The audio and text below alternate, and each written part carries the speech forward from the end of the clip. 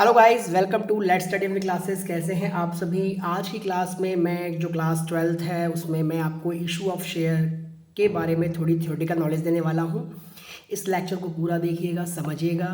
हमारी ये book volume 2 है, क्लास 12 सीबीएसई बोर्ड। चलिए एक एक चीज़ों को अच्छे से समझते हैं। तो हम बात करते हैं इशू ऑफ शेयर की। प्यारे बच्चों, इशू ऑफ शेयर में सबसे पहले आपके पास अकाउंटिंग फॉर कंपनीज़ है। अब बड़ी बात ये आती है अकाउंटिंग ऑफ कंपनीज में क्या है। जैसे आपने पार्टनरशिप पढ़ी, तो पार्टनरशिप में आपने क्या पढ़ा, पार्टनर्स के बारे में सारी डिटेल पढ़ी, कैसे पार्टनर एडमिट होगा, कैसे फर्म बनी, किस तरह से कोई पार्टनर रिटायर हुआ, कैसे पार्टनर डेथ करा, उसके बाद पार्टनर डेथ होने के बाद क्या अकाउंटिंग करी आपने। फिर आपने उसमें पढ़ा कि किस तरह से जब एक पूरी फर्म ही, जब पार्टनर डिसॉल्व होते हैं पूरी फर्म को ही हम क्या करते हैं, बंद कर देते हैं। तो सेम ऐसे ही जो वॉल्यूम 2 है इसमें आप कंपनीज के बारे में बात करोगे, कंपनी क्या होती हैं इसके बारे में थोड़ा समझते हैं। देखिए, कंपनी जस्ट लाइक भी है। कंपनी जो है ना, एक तरह से कंपनी एक आर्टिफिशियल कंपनी जो होती है, कंपनी बस एक इंसान की तरह नहीं है, लेकिन सारी ट्रीटमेंट इंसान की तरह ही करेगी। उसका एक अपना नाम होगा, अपना वजूद होगा। वो सांस नहीं ले रही है, पानी नहीं पी रही है, लेकिन कंपनी का एक अपना सिग्नेचर है, अपना एक अथॉरिटी है, अपना एक कॉमन सील होगा। तो जैसे कंपनी के अंदर हम छोटी सी बात करते हैं कि हमारे पास एक, मान के चलिए कि ये बहुत सारी हमारी पब्लिक है, जैसे आप जैसे लोग हैं, हम जैसे लोग हैं, ये लोग हैं, पीपल हैं।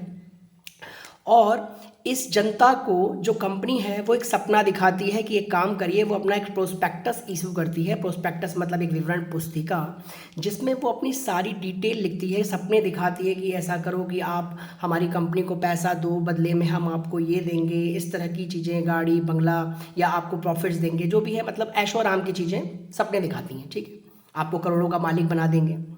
कोई भी कंपनी ना खुद से नहीं उठती बच्चों जी, वो उसको हम जो पब्लिक है ना, वही उसको आगे बढ़ाती है। ये बात ध्यान रखिएगा आप। कंपनी को उठाने वाली कौन है, पब्लिक, क्योंकि पब्लिक जो है वो उसमें पैसा लगाती है, बदले में एक कागज का टुकड़ा उसके शेयर में आ जाता है, जिसको शेयर कहते हैं।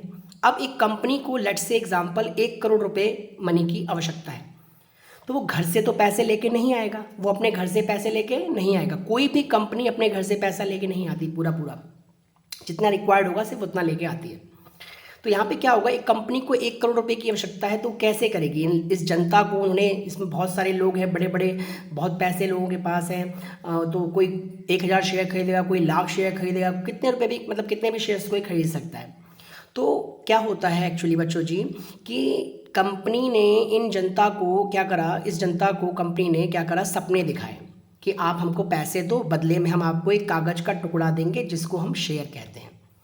और इतना ही नहीं, हम आपको कंपनी का मालिक बना देंगे, ओनर बना देंगे, आपकी ओनरशिप हो जाएगी, आप पैसा तो लगाओ हमारे कंपनी के ऊपर। किसी ना किसी का आइडिया है ये। तो जो ओनरशिप होती है, जो ये लोग हैं, ये क्या बन जाते हैं आगे जाके बच्चों, शेयर होल्डर। क्या बन जाते हैं, शेयर होल्डर। अब जैसे कि 1 करोड़ रुपए कंपनी को नीड थी, तो कंपनी 1 करोड़ रुपए घर से लेके नहीं आई, तो उसने क्या करा, इसको कई टुकड़ों में बांट दिया। उसने कहा कि एक कागज के टुकड़े की कीमत 10 रुपये है, मैं आपको कम से कम 10 लाख शेयर इशू करता हूँ, जो 10 रुपये के ईच है। क्या 10 लाख रुपए के शेयर एक ही बंदा खरीदेगा? नहीं, ये 140 करोड़ देशवासी हैं हमारे भारत के। इसमें से कोई भी खरीद सकता है, आप खरीद सकते हो, मैं खरीद सकता हूँ, कोई भी खरीद सकता है, मतलब लीगल अथॉरिटी है इसमें। तो शेयर का मतलब इस अकाउंट में, इस चैप्टर में हम यही पढ़ेंगे कि किस तरह से एक कंपनी पूरी अकाउंटिंग करती है शेयर्स की। शेयर क्या होता है मैंने बता दिया बच्चों जी आपको। थोड़ा सा आगे जब थ्योरेटिकल पढ़ेंगे तो उसमें और थोड़ी सी बातें जानते हैं। जो शेयर इशू किया जाता है ये दो तरह से किया जाता है। एक पब्लिक कंपनी, देखो कंपनी जो होती है दो तरह की आएंगी, एक प्राइवेट कंपनी और एक पब्लिक कंपनी।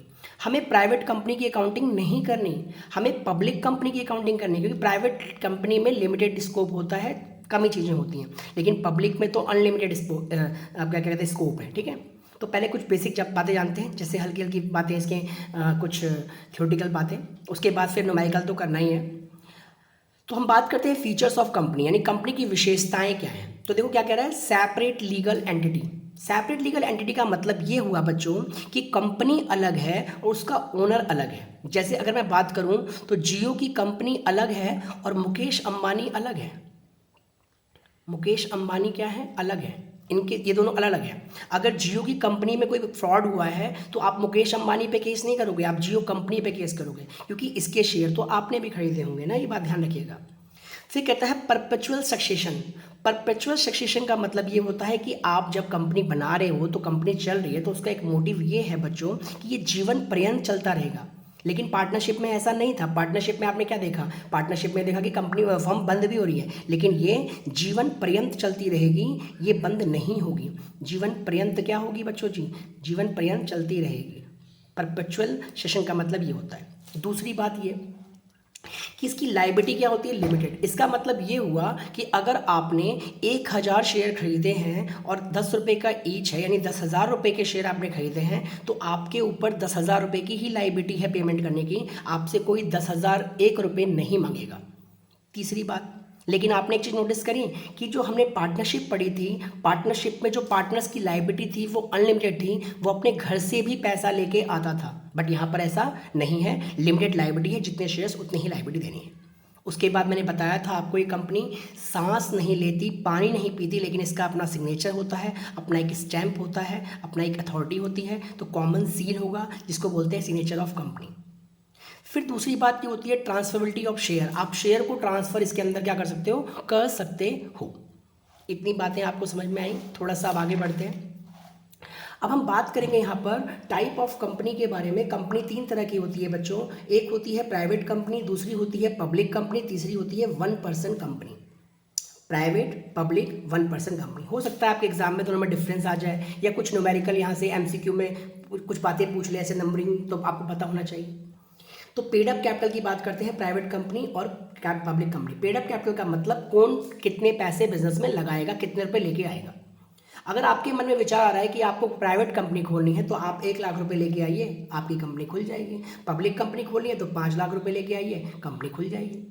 अच्छा, मेंबर्स कितने होंगे, शेयर होल्डर्स? तो प्राइवेट कंपनी के लिए कम से कम 2 लोग चाहिए, मैक्सिमम 200। बच्चों ये एमसीक्यू में क्वेश्चन आता है, इसको बिल्कुल अच्छे से करके जाइएगा। पब्लिक कंपनी में मिनिमम 7 चाहिए, लेकिन मैक्सिमम भी कोई लिमिट नहीं है। 140 करोड़ देशवासी भी आ जाएंगे, वो भी एक्सेप्टेड है, ध्यान रखिएगा इस चीज़ को। डायरेक्टर कितने होते हैं, मिनिमम 2 होते हैं। अब देखो, डायरेक्टर जो होते हैं ना, वो बच्चों शेयर होल्डर्स में से ही चुने जाते हैं, यानी आप में से, हम में से ही कोई डायरेक्टर चुना जाएगा। डायरेक्टर वो बंदा जो पूरी देख रेख करेगा, काम धाम कैसे हो रहा है, क्या हो रहा है, पूरा देख रेख करेगा। लेकिन पब्लिक कंपनी में कितने होते हैं, मिनिमम 3। ठीक है। ट्रांसफरेबिलिटी ऑफ शेयर की बात करते हैं, यानी शेयर को ट्रांसफर करना। कैसे पैसे ट्रांसफर करते हैं ना, वैसे ही शेयर को ट्रांसफर करना तो प्राइवेट कंपनी में रिस्ट्रिक्टेड है। प्राइवेट कंपनी में आप शेयर को ट्रांसफर नहीं कर सकते, लेकिन पब्लिक कंपनी में आप शेयर को ट्रांसफर इजीली कर सकते हो। क्लियर है यहाँ तक? आगे बढ़ते हैं। अब हम बात करते हैं बच्चों 1 पर्सन कंपनी की। तो 1 पर्सन कंपनी क्या होता है, जिसको ओपीसी कहते हैं। देखो, पहले ओपीसी नहीं था। 2013 में एक एक्ट पास हुआ जिसमें ये कहा गया कि एक मेंबर भी कंपनी को फॉर्म कर सकता है, लेकिन वो 1 लाख रुपए बिजनेस में लगाएगा, लेके आएगा। इसकी कुछ कंडीशंस हैं कि इसमें डायरेक्टर मिनिमम 1 होगा, मैक्सिमम कितना होगा, 15 होगा। ठीक है जी।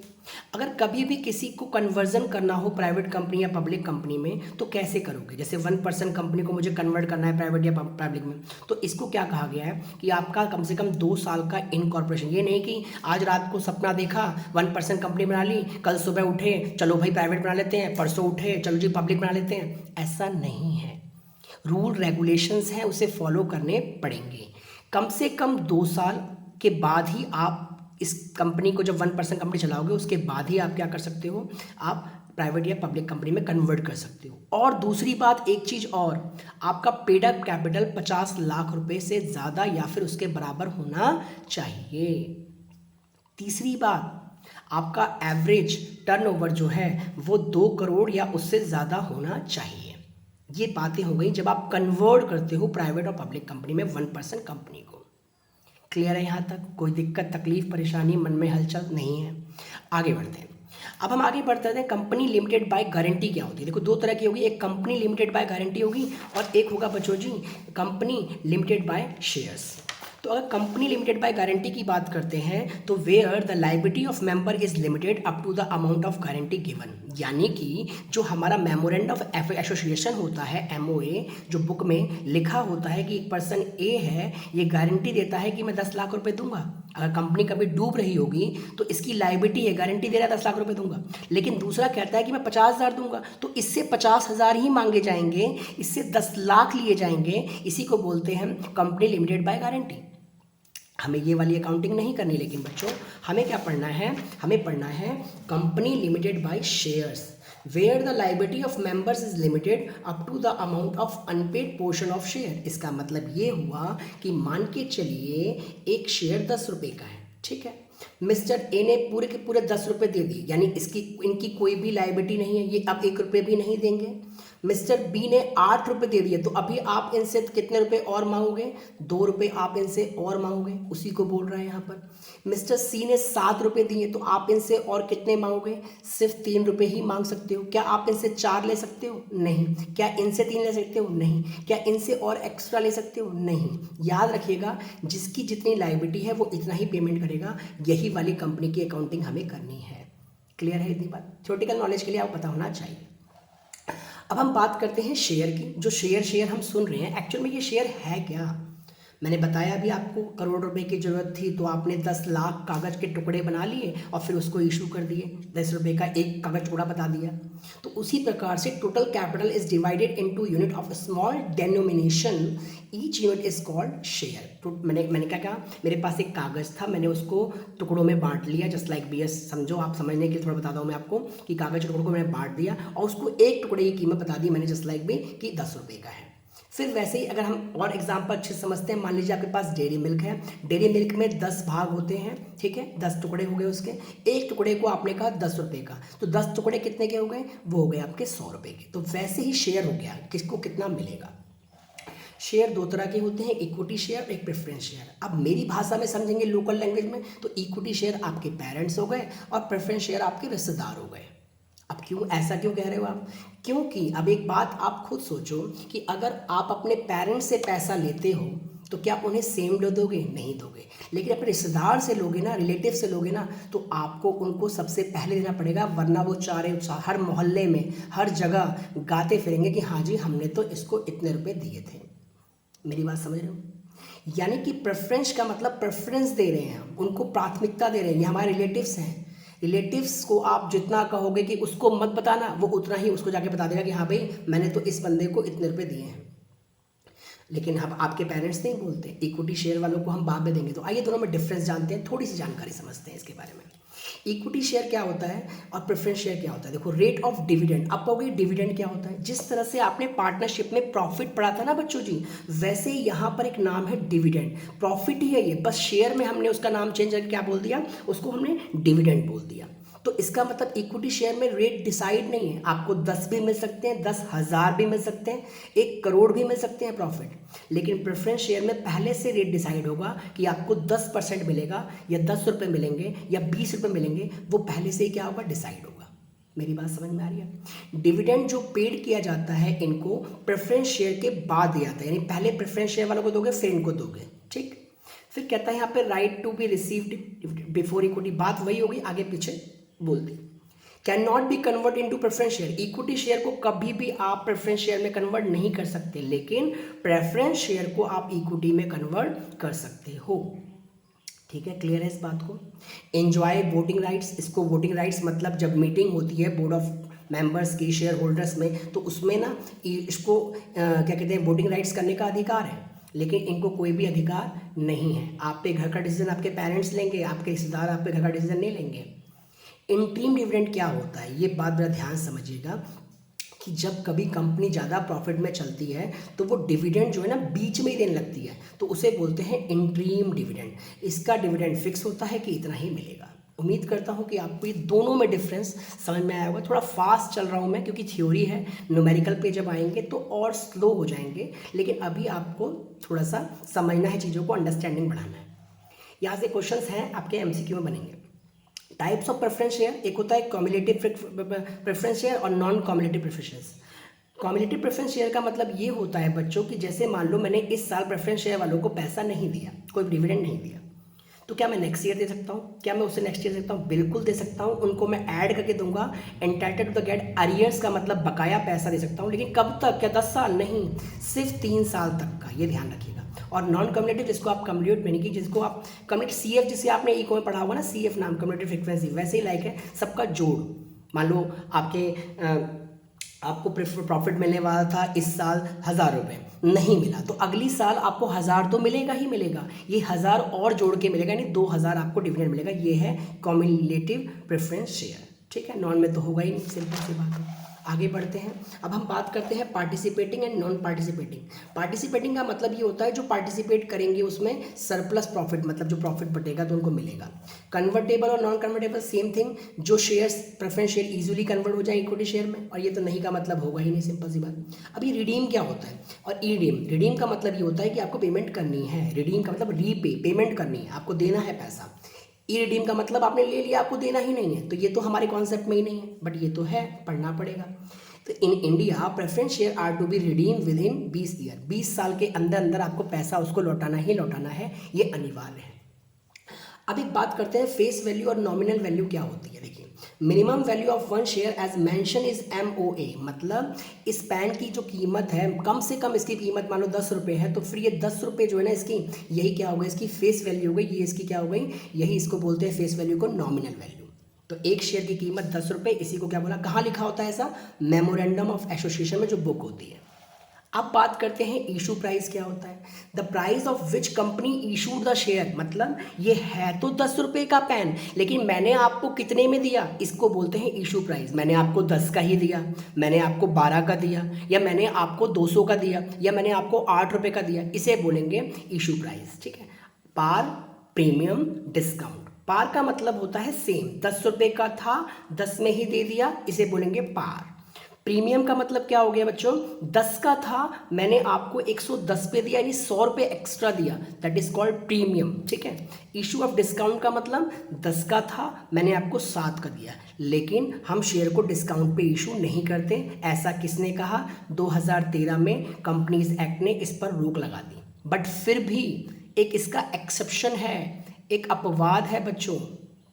कोई आपसे पूछे क्या आप डिस्काउंट पे शेयर को इशू कर सकते हो, तो आपको बोलना है नहीं, क्योंकि 2013 में इसको मना किया गया था, इस पर रोक लगाई। लेकिन इसका एक एक्सेप्शन आया, क्या, कि आप स्वेट इक्विटी शेयर को इशू कर सकते हो। तो स्वेट इक्विटी शेयर क्या होता है, एक एम्प्लॉय है जो रात दिन मेहनत करता है कंपनी में, तो आप उसको ये शेयर इशू कर दोगे, जिसको बोलेंगे स्वेट इक्विटी शेयर। मतलब 10 रुपये का शेयर आपने उसको 7 रुपये में दे दिया, सिर्फ एम्प्लॉय को, उसका नाम पड़ता है स्वेट इक्विटी शेयर, इसके पसीने की कमाई, जस्ट लाइक भी आप कह सकते हो, ठीक है।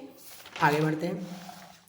अब हम बात करते हैं शेयर को इशू करने के दो तरीके हैं, एक है लमसम और एक है आपके पास इंस्टॉलमेंट। लमसम का मतलब क्या है, लमसम का मतलब होता है कि आपने पूरा अमाउंट एक ही बार में दे दिया, सारा का सारा पैसा। देखो कंपनी है, कंपनी ने इस पर्सन को शेयर इशू किया, इन्होंने सारा पैसा एक ही बार में दे दिया, एक शेयर 10 रुपये का है, तो सारे पैसे एक साथ मिल जाना, उसी को क्या बोलते हैं, लमसम। तो इसकी जनरल एंट्री क्या होगी सर, इसकी जनरल एंट्री ये होगी बच्चों कि जैसे इसकी एंट्री होगी bank account debit to share application and allotment. इसका मतलब ये हुआ कि आपके पास पैसा आया किसके बदले में, जो एप्लीकेशन फॉर्म भरे होंगे उन्होंने कि हम आपके शेयर खरीद रहे हैं, क्योंकि आपने साथ के साथ उनका नाम भी रजिस्टर कर दिया, अलॉट कर दिया, इसीलिए लमसम में एक एप्लीकेशन अलॉटमेंट एक साथ आता है। फिर इस पैसे को आप उनके कैपिटल में ट्रांसफ़र कर दोगे। तो ये दो एंट्रियां आपको याद कर लेनी है, बिल्कुल सेम इजी है। गौर से देखो तो एंट्री सिर्फ एक ही बन रही है, शेयर कैपिटल एप्लीकेशन घटा दो, bank account debit to share capital, but हमें पूरा करना पड़ेगा। लमसम में पूरा पैसा एक बार में मिलेगा, कोई एंट्री नहीं, बस दो एंट्री है, ठीक है। लेकिन जब इंस्टॉलमेंट की बात होती है तो इंस्टॉलमेंट का मतलब आप समझ रहे हैं कि किस्त बन जाएंगी। किस्त कैसे बनेगी, एक शेयर 10 रुपये का है, पब्लिक को इशू किया गया, तो अब ये पब्लिक क्या कहती है कि 3 रुपये हमने, मतलब कंपनी कैसे मांग रही है इनसे पैसे, क्या ये 3 रुपये तो आप एप्लीकेशन के साथ देना। एप्लीकेशन मतलब जो आप फॉर्म भर रहे हो ना कि आप मेरे कंपनी के शेयर खरीद रहे हो, तो आप 3 रुपये उस एप्लीकेशन मनी के साथ लगा के देना, ठीक है। 2 रुपये में हम आपसे अलॉटमेंट जब करेंगे तब मांग लेंगे, फिर 2 रुपये आप उसको कॉल करके मांगेंगे, फिर उसके बाद 3 रुपये second call and final call पे मांग लिया। तो इस तरह से कॉल बना दी, मतलब इनको किस्त बना दी। एक बार में आपको पूरे 10 रुपये नहीं देने, चाहे आपने 10,000 शेयर खरीदे, चाहे आपने लाख शेयर खरीदे, उसको मल्टीप्लाई कर देंगे, तो इस हिसाब से हम यहाँ पे पैसे मांग लेंगे। तो इसकी जनरल क्या एंट्री होगी बच्चों जी, तो इसकी एंट्री होगी पहली bank account debit to share application, मतलब आपके पास एप्लीकेशन मनी आ गई। अब जब पैसा आ गया तो आपका जो भी आपकी अकाउंटिंग कर रहा है बंदा, वो क्या रिकॉर्ड करेगा, वो कहेगा पैसे तो आ चुके हैं, अब उनके कैपिटल में ट्रांसफ़र कर देते हैं, मतलब उनको मालिकाना हक दे देते हैं। तो share application account debit to share capital. अब मैं कहता हूँ कि एक काम करो, अलॉट भी कर देते हैं आपके शेयर, आपके नाम का रजिस्टर करके स्टैंप लगा देते हैं कि आपका नाम रजिस्टर्ड हो गया। तो share allotment account debit to share capital, इसको कहते हैं ड्यू करना। मैंने उनको ड्यू किया, फिर इसके पैसे मांगे तो इसके पैसे भी मेरे पास आ गए। तो बैंक अकाउंट डेबिट टू किसके पैसे आए, अलॉटमेंट के आए। फिर कुछ दिन बाद मैंने उनको कहा कि अरे भैया आपके कॉल के पैसे रह रहे हैं, फर्स्ट कॉल का पैसा जमा करा दो। तो उसकी एंट्री होगी share first call account debit to share capital, पैसा आ गया हमारे पास। तो पैसा जब आएगा तो bank account debit to share, ये मांगने के पैसे हैं और ये रिसीविंग के पैसे हैं। यहाँ पे मांग रहे हो आप, यहाँ पे क्या कर रहे हो आप, पैसे उनसे मांग रहे हो कॉल करके, और ये आपको रिसीव हो रहा है। फिर सेकेंड एंड फाइनल कॉल के पैसे आपने मांगे और फिर आपको क्या हो गए, रिसीव हो गए। तो इस तरह से यहाँ पर ये पूरी एंट्रियाँ, हर क्वेश्चन में यही एंट्रियाँ होनी है बच्चों।